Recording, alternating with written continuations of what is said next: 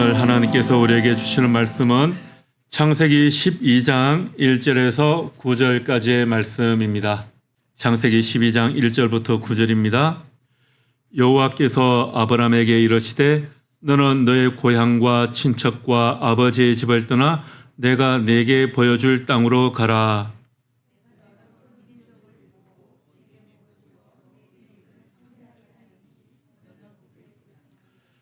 너를 축복하는 자에게는 내가 복을 내리고 너를 저주하는 자에게는 내가 저주하리니 땅의 모든 족속이 너로 말미암아 복을 얻을 것이라 하신지라.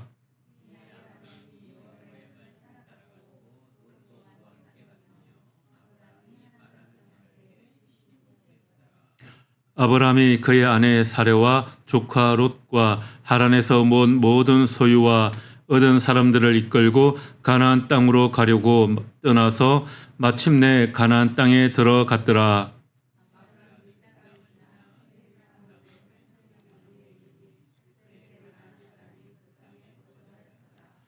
여호와께서 아브라함에게 나타나 이르시되 내가 이 땅을 내 자손에게 주리라 하신지라. 자기에게 나타나신 여호와께 그가 그곳에서 제단을 쌓고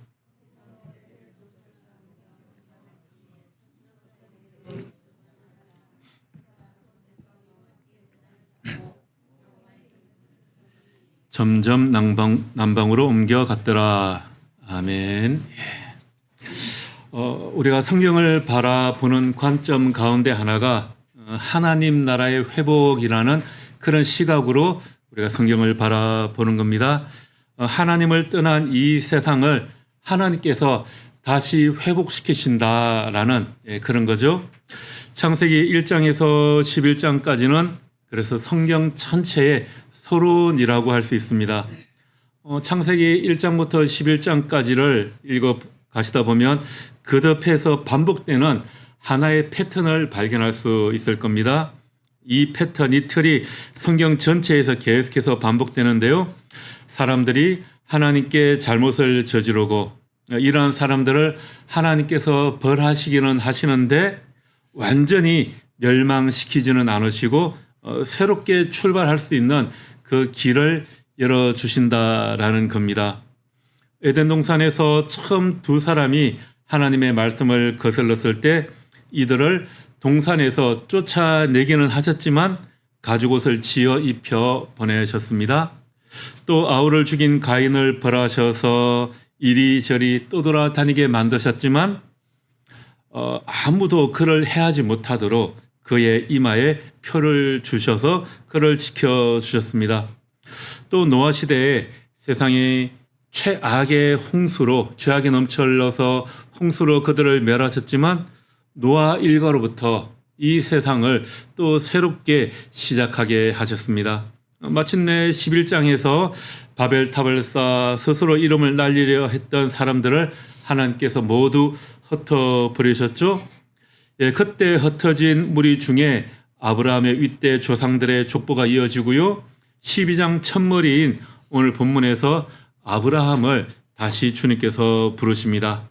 그러니까 범죄, 심판, 새로운 시작이라는 이 큰 틀에 비추어 보면 결국 아브라함을 부르신 것은 바벨탑 사건으로 흩어진 이 인류를 회복하시기 위해서 새로운 시작을 위해서 아브라함을 부르셨다. 이렇게 이해할 수 있을 것 같습니다. 이제는 이 한 백성을 하나님의 백성으로 삼아서 그들을 통해 온 세상을 구원하시려는 것이고요. 그 백성의 조상으로 아브라함을 선택하신 것입니다. 그래서 하나님 나라의 회복이라는 이 관점에서 보면 오늘 이 성경 본문 출애굽기 12장 1절에서 9절까지의 이 말씀이 성경 전체의 중심 주제가 됩니다. 하나님을 떠난 사람들을 회복시키고자 하시는 그 하나님의 일을 위해서 아브라함을 부르시고 아브라함을 통해서 시작하시기 때문입니다. 아브라함을 하나님 나라를 회복하기 위한 첫 번째 선교사로 부르시는 그런 장면이죠. 그리고 이 일의 결론은 요한계시록 7장 9절에서 10절 말씀에 이루어지게 되죠. 예, 요한계시록 7장 9절 10절 말씀을 여러분 한번 찾아보시겠어요? 계시록 7장 9절 10절 말씀입니다. 예, 이 말씀을 우리 함께 읽어보면 좋겠습니다. 함께 읽어볼까요? 이일 후에 내가 보니 각 나라와 족속과 백성과 방언에서 아무도 능히 셀 수 없는 큰 무리가 나와 흰옷을 입고 손에 종려가지를 들고 보좌 앞과 어린 양 앞에 서서 큰 소리로 외쳐 이르되 구원하심이 보좌에 앉으신 우리 하나님과 어린 양에게 있도다 하니. 예, 이 세상을 향한 하나님의 궁극적인 목적은 모든 백성이 하나님을 찬양하는 날에 이르게 될 것이다 라는 겁니다. 하나님은 모든 백성이 이렇게 하나님을 찬양하는 자리로 회복되기를 원하신다라는 거죠. 그 시작이 바로 오늘 본문 말씀이 되는 겁니다. 자, 이러한 창세기의 흐름에 맞게 본문에서 하나님께서는 아브라함을 불러내시는 궁극적인 목적은 땅에 사는 모든 민족이 복을 받도록 하는 데 있다. 이렇게 말씀하십니다. 하나님께서 아브라함이라는 한 사람이 뭐 특별한 혜택을 누리라고 아브라함만 불러내신 것이 아닙니다. 세상 모든 사람이 모두 하나님으로부터 복을 받도록 그 통로로 아브라함을 사용하시겠다라는 거죠. 아브라함을 인류 최초의 선교사로 부르시고 그를 이방 땅으로 파송하시는 것입니다. 하나님께서 우리 모두도 여러분도 부르셔서 하나님의 백성으로 삼아주시고 여러분도 복이 될 것이다 그렇게 말씀하십니다. 여러분도 아브라함과 같이 하나님의 은혜를 전파하는 복의 통로 선교사가 되라는 것입니다. 하나님의 축복은 우리 안으로 흘러 들어와서 우리에게 멈추는 것이 아니라 우리를 통해 다른 곳으로 흘러 나가야 한다라는 거죠. 그래서 우리는 하나님 축복의 통로 역할을 하는 것입니다. 그런 의미에서 하나님께서는 여러분 모두를 복을 전파하는 선교사로 부르시고 또 삶의 현장으로 파송하십니다. 여러분 모두는 축복의 통로가 되는 선교사입니다. 우리 서로 그렇게 한번 인사해 볼까요? 당신은 축복의 통로가 되는 선교사입니다. 예, 앞뒤 옆에 계신 분들을 축복합시다. 예, 한 번 더. 당신은 축복의 통로가 되는 선교사이십니다. 아멘. 여러분 모두가 그렇게 되기를 축복합니다. 예, 우리가 그런 복이 되는 삶, 선교사의 삶을 살기 위해 거쳐야 하는 단계가 있습니다. 하나님께서는 아브라함에게 명령하셨죠. 1절 말씀에 여호와께서 아브라함에게 이르시되 너는 내 고향과 친척과 아버지의 집을 떠나 내가 내게 보여줄 땅으로 가라. 예, 우리가 복이 되는 삶을 살기 위해서 우리는 먼저 떠나야 한다라는 겁니다. 어디를 떠나야 하는가 하는 것은 2주 전에 우리가 서로 말씀을 나누었었죠. 고향인 갈대아 우르를 떠난 아버지 데라가 하란에 머무르다가 죽은 것처럼 하란에 머무르지 말고 아버지의 집을 떠나라 하십니다. 고향을 떠나야 하고 가던 중간에 멈추지 말라고 하시죠. 하나님께서는 단순히 내가 너에게 보여줄 땅으로 가라 이렇게만 말씀하신 것이 아니고요. 먼저 너의 고향과 친척과 아버지의 집을 떠나라 이렇게 말씀하십니다. 이 말씀 가운데는 지금까지 아버지 데려가 살아왔던 세상적인 생활, 환경, 습관, 잘못된 생각, 삶의 태도 그 모든 것을 다 버리라 그런 뜻이 담겨 있습니다.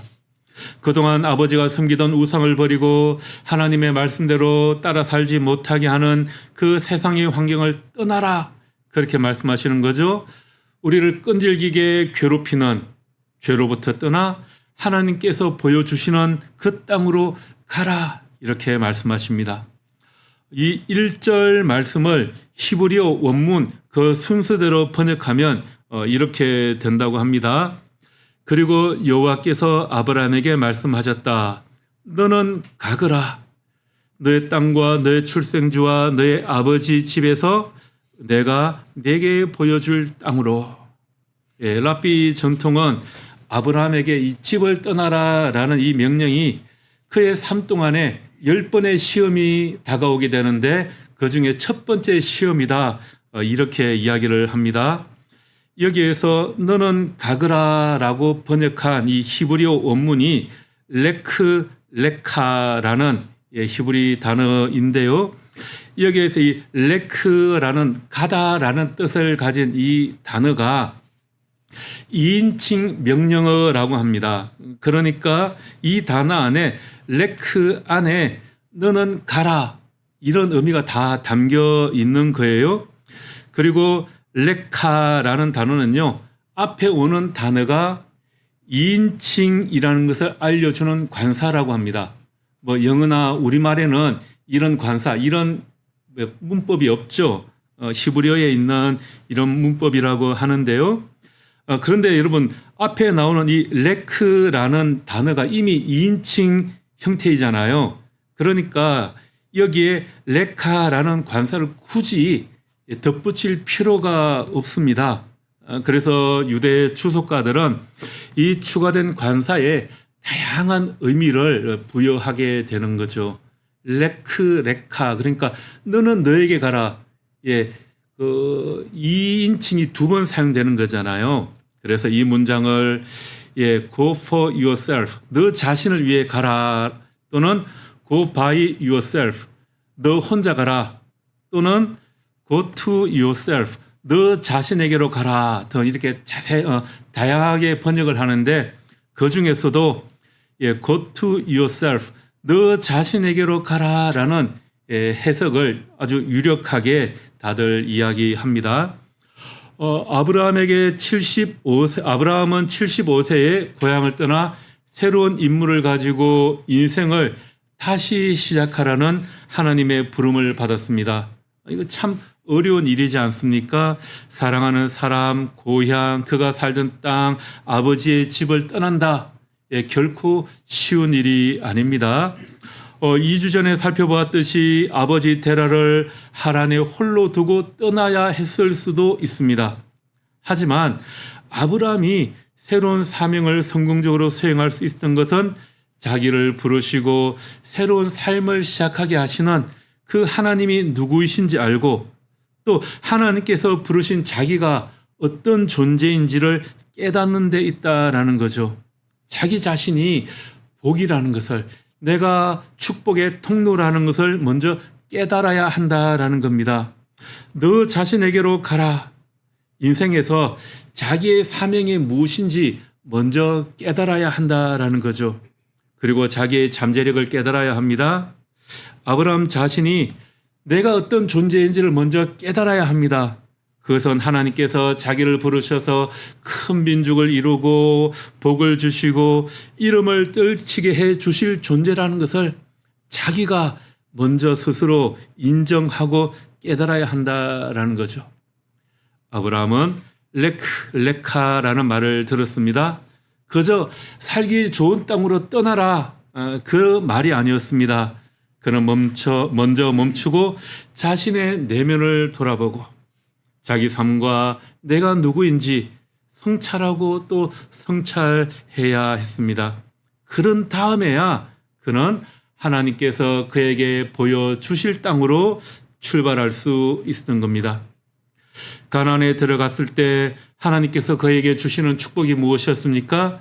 2절에 그에게 주실 축복의 말씀이 나오죠.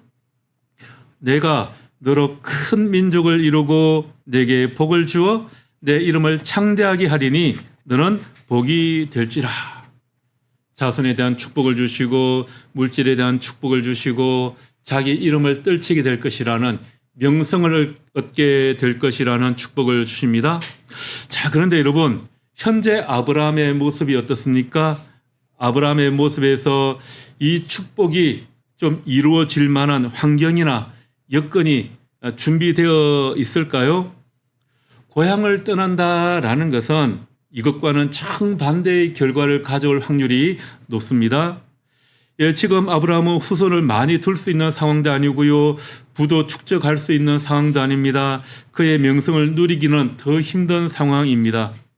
자, 여러분, 아브라함이 75세에 가나안으로 출발했습니다. 그런데 출발할 때까지 그에게는 자식이 없었습니다. 그 당시의 족보를 보면 11장 말씀을 여러분들 읽어보시면 대부분 30살 어간에 자식을 낳기 시작합니다. 아버지 데라는 조금 늦게 70세에 아이를 낳기 시작했죠. 그런데 75세인 아브라함은 그 고향을 떠나 가나안으로 출발할 때까지 자식이 없었습니다. 아니, 자식이 없는데 어떻게 큰 민족을 이룰 수 있겠습니까? 이 첫 번째 축복부터 어긋나기 시작합니다. 아브라함과 사라에게는 이 흘려 보낼 만한 복이 아니라 자기가 지금 누릴 만한 복도 뭐 개미 코딱지만큼도 찾아볼 수 없을 그런 형편이었던 거죠. 그들은 아직 많이 불완전한 상태에 있습니다. 뭐가 자신들에게 많이 빠져 있는 것 같습니다. 먼저 자기들에게 뭔가 좀 채워져야 할 것 같아요. 그렇게 많은 시련 끝에 하나님께서는 아브람의 이름을 아브라함으로 바꿔주시고요. 사레라는 이름을 사라로 바꿔주셨습니다. 예, 이 두 사람의 이름을 히브리어 문자로 보면, 히브리어로 보면 그들의 이름에 알파벳 그 H에 해당하는 히브리어 헤이를 추가해 줍니다.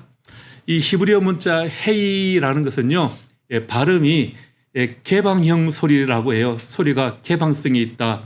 우리 할렐루야 하면 소리가 앞으로 쭉쭉 뻗어나가는 그런 느낌이잖아요. 소리가 막히는 게 아니고 입안에 맴도는 소리가 아니고 개방형 소리다라고 하고요. 또 호흡의 소리다라고 하고요. 하나님의 이름인 야훼의 핵심 문자입니다. 여러분, 하나님의 이름이 야훼에 이 헤이라는 문자가 단어가 2번 들어가 있죠. 예, 그래서 이 헤이라는 이 단어는 하나님의 이름의 핵심 문자라고도 합니다. 그들의 이름인 아브라함과 사라에 추가된 이 헤이는 그러니까 인식의 확장, 그들 내면과 또 주변 모든 곳에 하나님이 존재하신다라는 그런 표시다라고 유대인들은 이해를 합니다. 75세에 가나안을 향해 가라고 하신 하나님은 아브라함이 99세가 되자 그들의 이름을 아브라함에서 아브라함으로, 사라의 나이는 89세에 사라에서 사라로 바꾸어 주십니다. 그리고 불가능해 보였던 축복을 이루어 주십니다. 아브라함, 존귀한 아버지에서 아브라함, 많은 사람의 아버지로, 자식이 없던 사레는 뭐 공주, 왕비 그런 뜻인데 사라, 왕후, 여러 민족의 어머니로 그렇게 이름부터 확장이 되는 거죠. 인식의 영역이 확장되는 겁니다.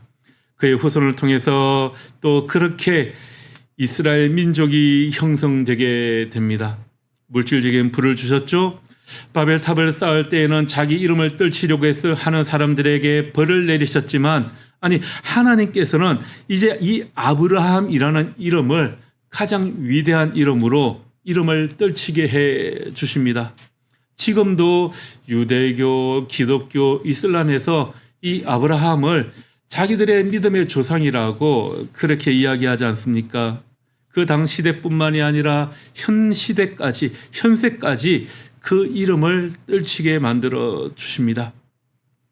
하나님께서는 우리를 불러내셔서 그렇게 내가 보여주는 땅으로 가라, 이렇게 말씀을 하십니다.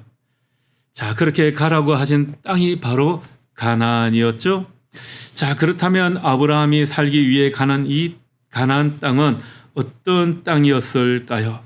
하나님께서 가라고 하신 땅이니 하나님께서 태초에 만드셨던 그 에덴 동산처럼 그렇게 좀 풍성하고 풍족한 그런 땅이면 얼마나 좋겠습니까? 신명기 11장 9절에서 12절에 보면 가나안 땅에 대한 묘사가 나오는데요. 우리 이 말씀도 한번 찾아볼까요? 신명기 11장 9절에서 12절까지의 말씀입니다. 신명기 11장 9절에서 12절 우리 한 절씩 교독해 볼까요? 또 여호와께서 너희의 조상들에게 맹세하여 그들과 그들의 후손에게 주리라고 하신 땅 곧 젖과 꿀이 흐르는 땅에서 너희의 날이 장구하리라.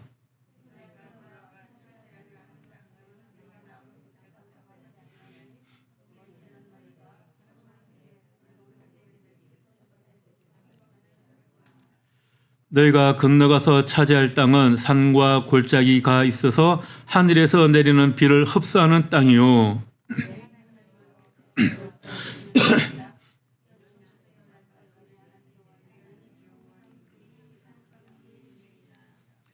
아멘. 자, 여러분, 아브라함이 들어가야 할 가나안 땅은 어떤 곳일까요? 우리 가나안 그러면 가나안 복지, 옛날 찬송에도 많이 나왔죠. 또 에덴 동산과 같은 곳, 젖과 꿀이 흐르는 땅. 그러니까 그런 단어를 떠올려 보면 아주 풍족한, 풍요로운 환경일 것 같지 않습니까? 그런데 여러분, 가나안 땅, 현재 저 이스라엘 팔레스타인 그 땅은 어떻습니까? 굉장히 척박한 땅이죠. 오히려 탈출에 나온 애굽 땅, 그 이집트가 젖과 꿀이 흐르는 땅이라는 표현이 더 어울립니다. 민수기 16장 13절 말씀에 보면 고라의 반역에 가담한 일당이 모세와 아론에게 반항하면서 하는 말이 있습니다.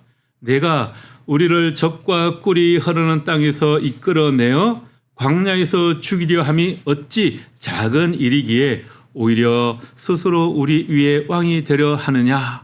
이 말은 뭐냐 하면 지금 광야 생활을 하다 보니까 이들이 불평하는 내용은 젖과 꿀이 흐르는 땅, 이집트, 옛날에 종살이 하던 그 땅이 정말 젖과 꿀이 흐르는 땅이었다는 겁니다.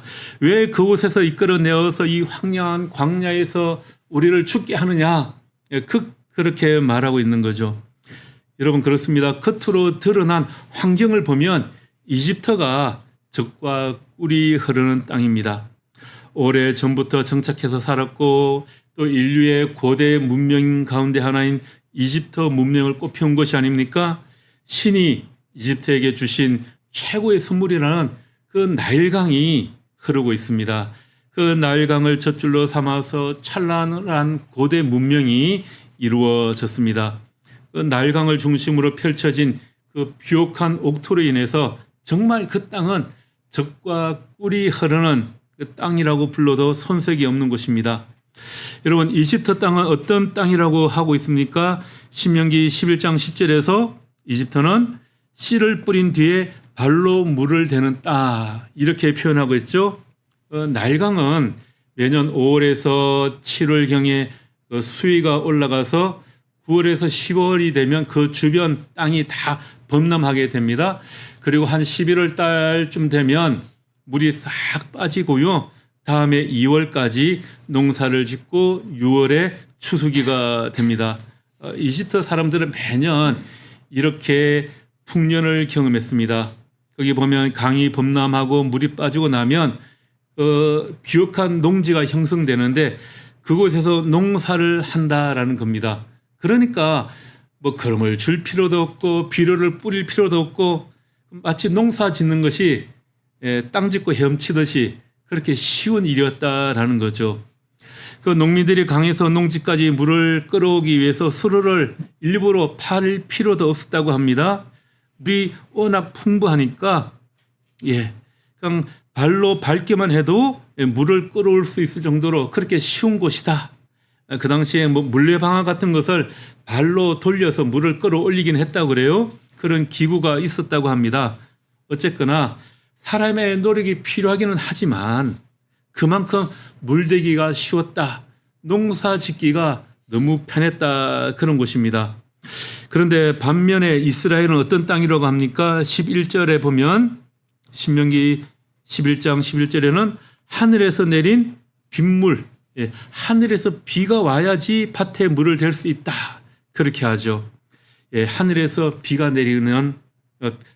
내리는 비가 젖어드는 땅, 어떻게 보면 굉장히 문학적이고 시 같은 표현이기는 한데요. 이 말은 농사 지을 농업 용수가 하나도 없었기 때문에 하늘에서 내리는 저 비만 바라보고 있어야 한다는, 그 비에만 의존해야 한다, 그런 의미죠. 가나안 땅이 어떤 곳입니까? 사시사철 흐르는 강이 없는 그 땅에서 농사를 짓기 위해서 끌어올 수 있는 물이 없습니다. 그래서 하늘에서 내리는 비에 전적으로 의지해야 하는 땅이죠. 하나님이 만약 비를 내리지 않으시면 하늘만 쳐다보고 한숨 짓는 것 말고는 달리 할 게 없는 그런 땅입니다. 자, 그런데 이런 땅을 젖과 꿀이 흐르는 땅, 이렇게 표현을 하죠. 젖과 꿀이 흐르는 땅이라고 하면 뭔가 풍족한, 모든 것이 넉넉한 것을 비유적으로 표현하는 것 같아 보이죠. 우리가 성경을 해석할 때 이렇게 비유적으로 해석해야 되는 부분들이 있고요. 또 문자 그대로 해석해야 하는 부분들도 있습니다. 젖과 꿀이 흐르는 땅이 바로 문자의 의미를 그대로 잘 해석해야 하는 그런 부분입니다. 젖은 육류가 많지 않았던 고대 사회에서 굉장히 중요한 단백질 공급원이었습니다. 젖이라고 하니까 우유라기보다는 그들이 많이 키웠던 양, 염소의 젖이 될 것 같아요. 가나안 땅은 농사 짓기보다는 가축을 치기에 아주 좋은 땅이었습니다.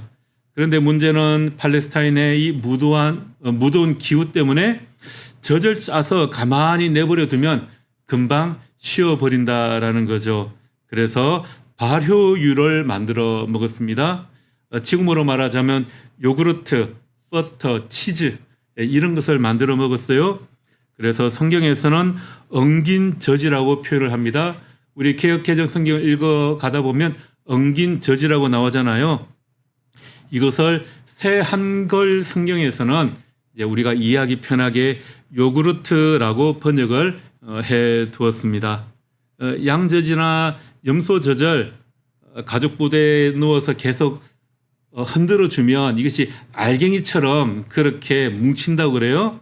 이것을 비축해서 먹었다라는 겁니다. 이것이 젖이라는 거예요. 또 꿀이 흐른다라고 하죠. 그 당시에는 양봉이 없었겠죠. 물론 야생 꿀을 구하기도 힘들었습니다. 세례 요한이 먹었던 석청, 석청이라는 것이 있긴 했지만 아주 귀하고 따기가 힘들지 않습니까? 여기에서 이 꿀이라는 것은요, 포도나 무화과 또 대추 야자 열매를 졸여서 시럽이나 잼을 만든 것. 여러분, 우리 대추 야자 열매는 말려서 먹으면 맛있잖아요. 그렇게 달달한 것, 그런 것을 꿀과 같이 달았기 때문에 그렇게 꿀이라고 표현하고 있는 겁니다. 그러니까 젖과 꿀이 흐르는 땅이다라는 것은 이집트처럼 그렇게 농사 짓기에 아주 풍요로운 땅이다, 그런 의미가 아니라 이집트와는 다르게 목축하기에 좋은 땅이다. 이집트에 비하면 비교할 수 없을 정도로 아주 척박한 땅이다라는 겁니다. 그런데 하나님께서는 아브라함에게 크란 땅 가나안으로 가라고 하십니다. 그래서 가나안은 하나님만 바라보아야 하는 땅이다라는 거죠. 생명의 원천인 비를 얻기 위해서 하늘을 쳐다보아야만 하는 곳입니다. 하나님이 복을 거두어 가시면 일순간에 모든 것이 다 무너져 내리는 그런 황량한 곳이라는 것입니다. 인간의 노력으로는 먹고 살기가 힘들다는 거죠. 아브라함을 이곳으로 인도하시는 것은 어느 것 하나 자기 마음대로 할 수 없고 오직 하나님만 의지해야 하는 곳이다라는 겁니다. 그래서 이어지는 신명기 11장 12절에 무엇이라고 말씀하셨습니까? 네, 하나님 여호와께서 돌보아 주시는 땅이라 연초부터 연말까지 내 하나님 여호와의 눈이 항상 그 위에 있느니라. 하나님께서 함께 해주지 않으시면 안 되는 땅이기 때문에 하나님의 눈이 연초부터 연말까지 1년 365일 항상 함께 해 주시겠다라고 합니다. 그런 의미에서 이 땅은 겉으로 보기에는 아주 황량한 광야이지만 영적인 눈으로 봤을 때 말 그대로 젖과 꿀이 흐르는 풍성한 땅이 될 수가 있습니다. 하나님께서 선택하신 백성에게 그가 그의 내면을 연단하고 담금질할 수 있는 영적인 훈련장이기 때문입니다. 아브라함이 고향을 떠난 후에 하나님께서 그를 가나안 땅으로 인도하시고 가나안 땅 어디로 이르게 하셨습니까? 세겜 땅, 곧 모래 상수리 나무가 있는 곳에 이르게 하셨습니다. 예, 세겜 땅에 있는 이 모래라는 동네에 살게 하셨다라는 거죠. 이 모래라는 히브리어 단어의 뜻이 선생님, 지도자라는 뜻이라고 그래요. 지역명이기는 한데 그 단어에 선생, 지도자라는 뜻이 담겨 있습니다.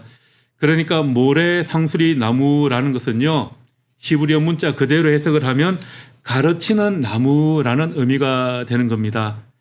예, 그래서 유대 주석가들은 이 가르치는 나무가 토라의 지혜를 상징한다라고 그렇게 이야기를 합니다. 또 창세기 2장 9절에 나오는 생명나무가 연상되기도 합니다. 그러니까 하나님께서 아브라함을 부르셔서 가나안 땅에 이르게 하시고 모래 상수리 나무까지 가게 하신 것은 그곳이 바로 하나님께서 그에게 말씀하시고 가르치시는 장소가 된다라는 것입니다. 자기 생각대로 사는 것이 아니라 하나님께서 가라고 하시는 곳으로 가면 하나님이 토라의 지혜를 주시고 그 말씀을 따라 사는 것이 복이 되는 삶이고 그것이 바로 우리가 기쁘고 행복하게 살아가는 그러한 삶이 된다라는 것이죠. 하나님께서는 우리의 마음속 우상을 다스리시고 그것을 떠나 하나님께서 가라고 하신 곳으로 가기를 원하십니다. 가나안 땅은 우리가 생각하는 것처럼 그렇게 풍요로운 에덴 동산 같은 곳은 아닙니다. 그런데 하나님께서 그곳에서 아브라함에게 복이 될 것이라고 말씀하십니다. 하나님께서는 하나님 말씀이 있는 곳, 지혜의 나무, 가르치는 나무가 있는 곳으로 우리를 인도해 가십니다. 하나님 말씀으로 가르침을 받는 사람에게 복이 있습니다. 하나님은 아브라함과 여러분을 가르치는 나무가 있는 곳으로 인도하십니다. 그리고 그 토라의 지혜를 따라 살아가는 사람에게 복을 주시겠다고 약속하셨습니다. 아브라함을 복의 근원으로 삼아 온 누리가 복되게 하시려는 하나님의 뜻은 이어지는 창세기 말씀들 12장에서 50장까지의 여러 가지 모습으로 나타나게 되죠. 아브라함과 그의 후손인 이삭, 야곱, 요셉, 여러분 그들이 만나는 사람들의 모습을 한번 보십시오. 그들과 만나는 사람들이 그들과의 만남을 통해서 다들 하나님을 알게 되고요. 그들이 처한 어려움에서 벗어나게 됩니다. 아브라함은 멜기세덱에게, 이삭은 그의 우물을 빼앗으려는 사람들에게, 야곱은 라반에게, 요셉은 이집트 사람에게 복을 전파하는 그런 축복의 통로가 되었습니다. 우리가 가르치는 나무가 있는 곳으로 인도되었을 때 그들은 하나님의 약속대로 복이 있는 삶, 복을 유통하는 삶을 살게 됩니다. 하나님께서는 여러분 모두를, 우리 모두를 가르치는 나무가 있는 곳으로 인도하십니다. 그것이 바로 교회이고 이 예배일 것입니다. 그리고 여러분도 복을 유통하는 선교사가 되라고 하십니다. 이번 한 주간 여러분을 만나는 사람들이 여러분 덕분에 복을 받게 되기를 소망합니다. 우리 모두가 하나님의 복을 유통하는 선교사가 되기를 주님의 이름으로 축복하며 기도합니다. 함께 기도하겠습니다. 하나님, 아브라함으로 사례를 사라로 변화시키셨던 것처럼 우리의 삶과 생각의 인식이 넓어지고 우리가 변화되기를 원합니다. 그래서 우리가 하나님께서 택하시고 복 주신 사람들임을 깨닫게 되고 그 복을 나만 누리는 것이 아니라 우리 주변에 흘려보내는 삶이 되도록 도와주시옵소서. 그곳에서 우리를 통하여 그리스도의 향기가 드러나게 하시고 우리를 만나는 사람들이 우리를 통해서 하나님께서 주시는 복을 함께 누릴 수 있게 하여 주시옵소서. 예수님 이름으로 기도합니다. 아멘.